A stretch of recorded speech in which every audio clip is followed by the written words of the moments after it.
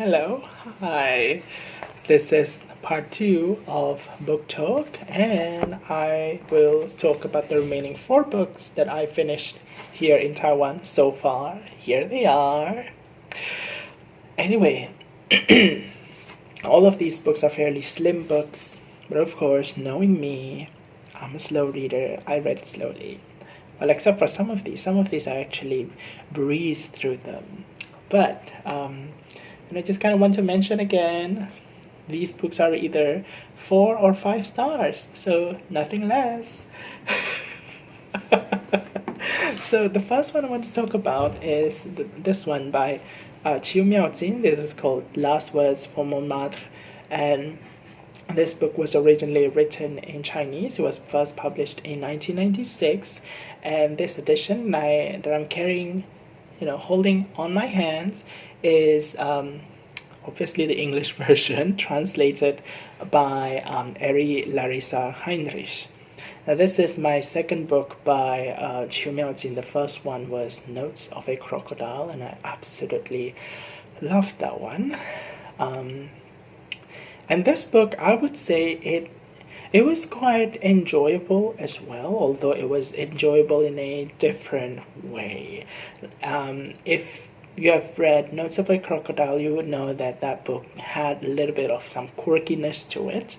It had a bit of depressing things in there as well, but it was at least also had some, some crocodiles dancing, right? This book did not have any crocodile dancing. This book is just gloomy and dark and sad and angry. And it is kind of depressing as well. So what happens in Last Words from Montmartre is that we see this main character. Her name is, at first she is nameless, right? And she is writing a series of letters directed towards her ex-girlfriend who apparently cheated on her. And obviously, she's mad about it. She's really upset. She's not happy. And we get to experience what she feels about the whole situation, about the whole betrayal by this ex-girlfriend of hers.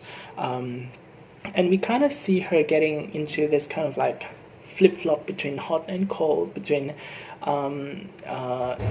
anger and desperation, and also a little bit of some self-loathing in there as well, and some self-acceptance. And she kind of vacillates between all these different states, and you can sort of see how messy she is based on the things that she's writing. But then, when you progress through the chapters in this book, you begin to see the appearance of one particular character named Zoe. And it appears that Zoe is, in fact, the main character. But Zoe is also referred to as, using a male pronoun. And so, who is Zoe? Well, that question may or may not be answered in this book. I would say it would be answered, but it depends on your interpretation as well, which I think is something that's kind of fascinating as well. And related to that, like I said earlier, this book is an epistolary novel, and so it started out just pretty straightforward. Letters written by a scorned lover to her traitorous ex-girlfriend. But eventually, you could begin to see that the letters, the U's and the I's, something is blurring. And you start to get the sense of confusion and disorientation as you read through the letters, and you begin to see to whom are the letters directed towards, really. Is it towards this ex-girlfriend, or are some of the letters written by someone else, or is it directed towards you, the reader, to me? Well, you don't know. And I would say that was also part of the fun and also confusion in reading this book. I feel like the more I read this book, the more you discover and the more you realize that you don't really know what to expect in this book. Because at the beginning, you're seeing mostly how this character is just being really emotional. But eventually, is that the only thing in this novel, or are there more things to it? What is the main character trying to... what is it that the main character try to convey to the readers or the recipient of the letters? And yeah, just to add one more thing, apparently you can also read the letters in this book in any order that you want, which kind of adds another layer to how you could interpret this book. I didn't read it that way. I basically just read it from the beginning to the front, but if I were to reread it, I would probably try, consider reading it like that as well. Or that is something I could just kind of do whenever I pick up this book and then just flip to a random page, and then I would just read whatever letter that first came to me. But yeah, very interesting book. Very interesting. There's a bit of difficulty in reading it, but I would say it's quite rewarding. So, 4 out of 5 stars from me. Now, the next one is an interesting book by Ngũgĩ wa Thiong'o, a Kenyan author, and this is called The River Between. And this book was published sometime mid-20th century, and the story itself is set in, I would say, early 20th century, and it involves these two kind of like separate communities of the same people in rural Kenya. So basically, these two groups of people, they actually belong to the same tribe, the Gikuyu people, but they live in different ridges, separated by a valley and a river in between. And it was foreshadowed in the beginning that these two sort of like separate communities on these separate ridges, they kind of they are sort of not really united in a way. There may be some kind of mild clash between these groups of people, right? And indeed, that's what the book is about. It centers around this main character, a young man named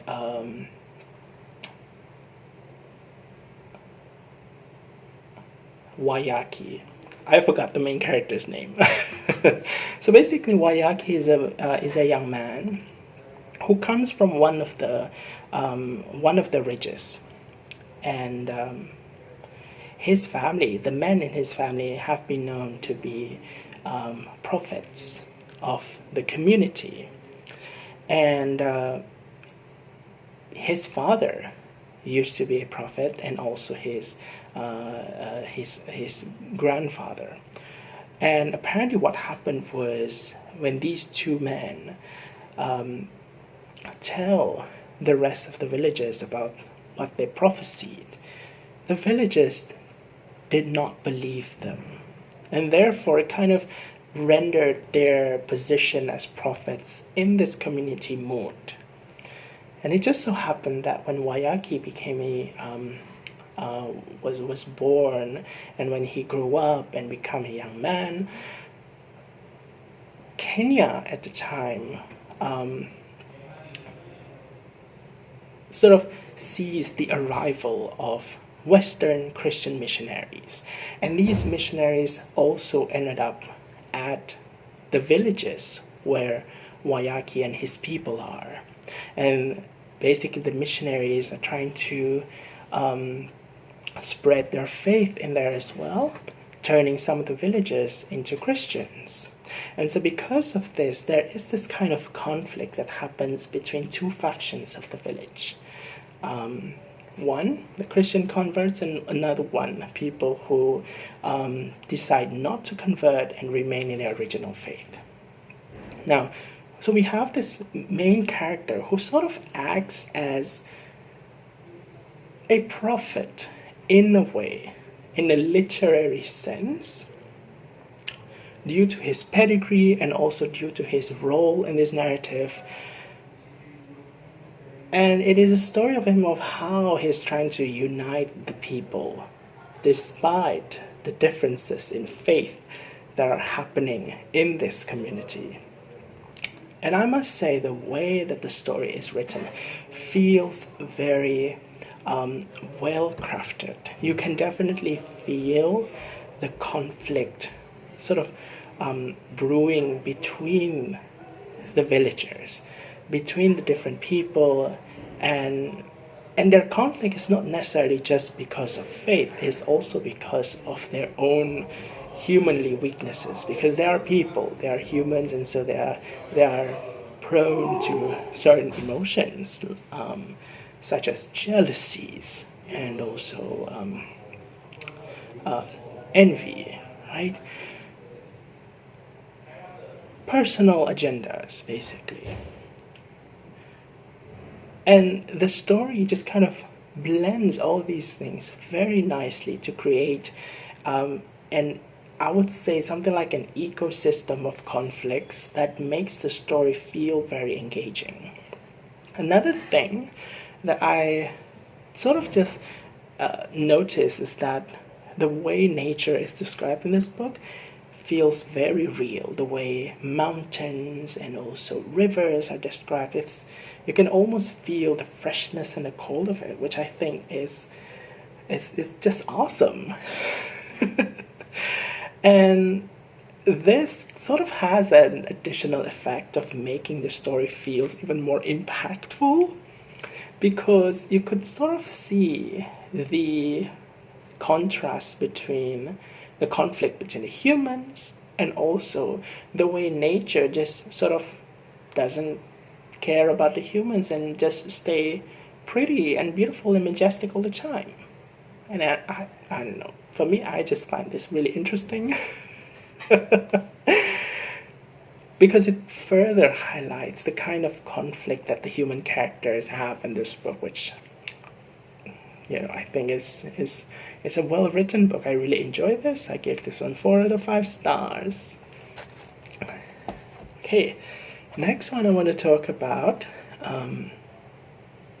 this one by Irène Némirovsky. This is called Fire in the Blood. This book was originally written in French, translated into English by Sandra Smith. Now, I started reading Irène Némirovsky many years ago. The first book I read was Française. I loved that one, but that was many years ago, and I have not read Irène Némirovsky for quite a while until this book. And I must say, my impression of her writing was, first, I enjoyed them. I like them. I find the writings to be fun, engaging. I mean, they're not necessarily fun as in the stories are happy and all that, but her stories are often really depressing, with miserable people. But they are really engaging. They resonated somewhat. But I also felt like most of the stories just kind of felt samey, like, you would see similar kind of characters in a few books, and yeah, but I didn't mind that. I don't mind it now too. Now this one, maybe it's because it has been a while since I last read a Némirovsky. By the way, Irène Némirovsky was a Ukrainian Jew author who resided mostly in France. And she wrote like in the first half of 20th century. So just a bit of introduction. And she died at Auschwitz, which was a really bleak thing that happened to her. But anyway, back to this book. This is kind of different, or at least it had that impression of being different from what I used to read her books in the past. So in here, we have a main character, a guy whose name is Sylvestre, also called by his nickname Silvio. He's an old guy, and it was after the war, and he's just kind of like chilling in a French countryside with his cousin's family. And the cousin's family, there's the wife, the husband, and also the daughter who is marrying someone. It's all just kind of really idyllic at the beginning. We see a marriage is happening, and Sylvestre is just kind of like, just chill and enjoy his relaxing life after years of adventuring in his youth.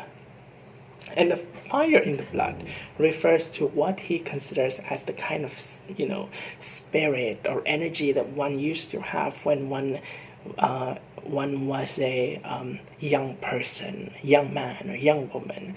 The kind of fire that would drive them to do reckless things, adventurous things, and all of that. And basically, Sylvestre is kind of spending his time reflecting about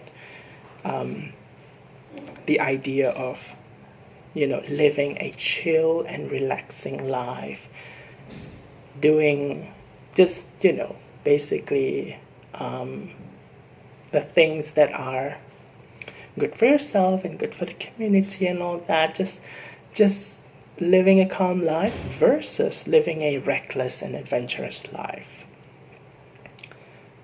And this whole reflection occurs throughout this entire novel, but it is interspersed with the drama that is happening with this so-called idyllic family of Sylvestre's cousin.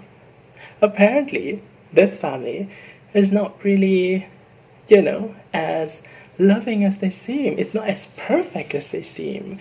This family would eventually find themselves in a series of drama, marital dramas. In fact, we're talking about infidelity, we're talking about deaths and all that. And so what's interesting about this novel is that there is this kind of, I would say, jumping back and forth between the reflection of this whole youth and old age, the philosophy on how to approach life, and then it goes to this mode, this soapy mode, in which we see how this family is getting involved into some kind of domestic drama. And then we get back to some reflection by Sylvestre, who basically just kind of observes everything that's going on with his family. He's close with his family, and he does not really meddle with their drama. He mostly just observes. And so that's the part that I thought was kind of interesting with this novel. It kind of makes it unique. Now, obviously, the dramatic part of the story feels par for the course when it comes to the writing of Irène Némirovsky. That part is familiar. And I would say even, Sylvestre's part is also kind of familiar, this whole meditation, rumination, all those things. But together, I just thought it was a really interesting combination of two different moods. So I enjoyed this one, and I hope to read more by Irène Némirovsky. I actually have one more book by her that I've not read in KL at the moment. So yeah, maybe when I return to Malaysia, I'll get to that. So yeah, I give this one 4 out of 5 stars. Now, the last one I want to talk about. Finally, I've read this author. This is Willa Cather's O Pioneers. I thought that I would read my Ántonia first. In fact, I already have that book with me. I got it last year, and it's now in my bedroom in Malaysia, but I've not read that. I was planning to read it, but I didn't.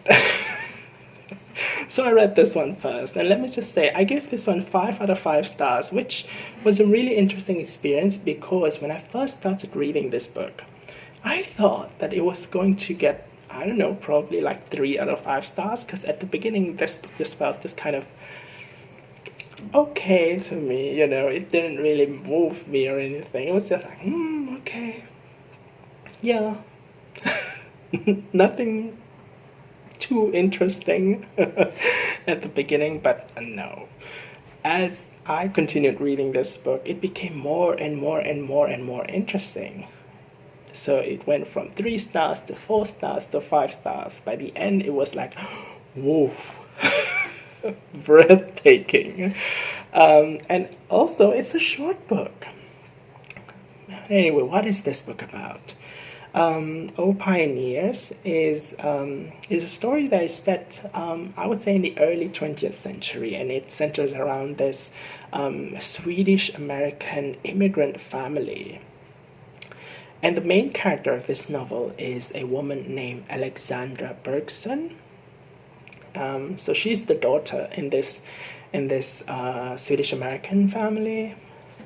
And after the death of her father, she became like the de facto leader of the family, the leader of her siblings.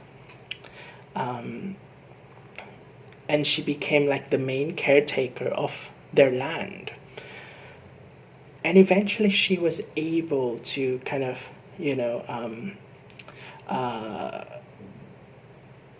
she was able to sort of become the person to manage the land that the father gave to them.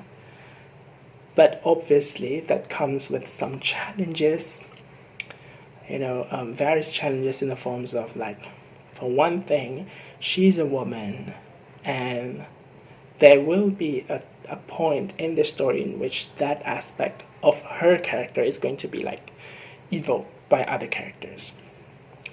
And there's also this obvious obstacle of the land itself being something, because it's part of the natural world. And so it is going to present some kind of difficulty when it comes to tending and farming the land. And that is also going to present some problem for her as well. And basically, a lot more problems would eventually, plague Alexandra's life. And so it kind of follows how Alexandra's life develops as she sort of tries to become the person who would hold everything together. Her family together, and also her land. Now, one character that we are introduced at the beginning of this book is also a neighbor who would eventually, this neighbor is named Carl, and he would eventually become Alexandra's friend. And it's really interesting that this character is just one of the many characters who would eventually be comparison characters to Alexandra, which is one of the aspects that I really love about this novel, because many of the characters that it introduces to us would eventually become characters that we can directly compare with Alexandra, and therefore makes her stature as a main character really, really obvious, really, really grand. Now, Carl is a character that would become Alexandra's friend, but unlike Alexander, he is not really made for the life of agriculture and farming. And so he would eventually take on a different direction in life. And we can sort of see how that decision by this character shifts the direction of, where Alexandra's life is going to be like. And then, at the same time, Alexandra also has her own personal motivations. She wants to make sure that her baby brother is able to get a good life by sending him, by giving him education. And so she has so much things that she wants to do, in spite of the difficult life that she's having, having to care for the family, for the farm, for the house, and all that.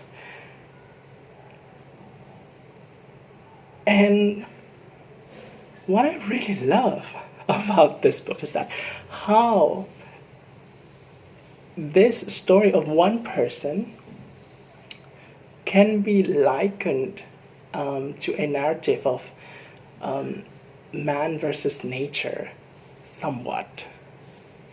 And the way nature is described in this book, and it's not just one time, but many times, nature is often evoked in this book. The beauty of it, the harshness of it. It is often referenced and mentioned, and you can't help but think that the way that the characters act towards each other, towards themselves, how they respond to their to the exterior world, is really related to what nature is giving them, what the land is giving them, what the farm is giving them. So that is the aspect that I find very intriguing, very fascinating in this book. Even though it's a very short book, but I must say that this book, it feels very compact. There's tons of drama that just feels very organic. The plot makes this book feels propulsive, and things just don't come out of nowhere. They all just develop really nicely, and the book will never fail to bring you back towards the place where the story is set, the farm in Nebraska, the land and the nature there. So yeah, it's a beautiful book. It's I love it. Totally changed my mind as I read this book. So yeah, not many books can do that, but yeah, this book did. So those are all of the books that I finished so far in Taiwan. Will I be finishing more? I don't know. I hope so, because I am currently reading 3 books.